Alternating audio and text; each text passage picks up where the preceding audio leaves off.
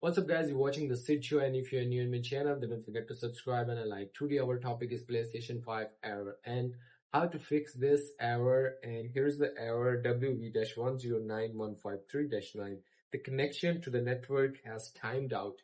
It's a network error because network is not working. That's why you all get the timed out some kind of error. I'm just going to show you how to fix, and here I'm just going to share my screen on the left side. Here we are at the screen, and then we go to settings. Here we go.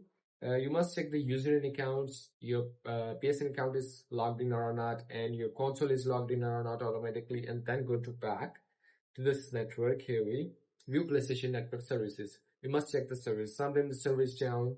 If you get the red option here, you just wait, so it will fix this up automatically. If you get the all is green, then you just go to fix your own internet connection and just connect with the new connection, frequency settings and DNS settings manually. I'm just going to suggest you use a LAN cable, then the Wi-Fi directly connecting from the router to PlayStation 4.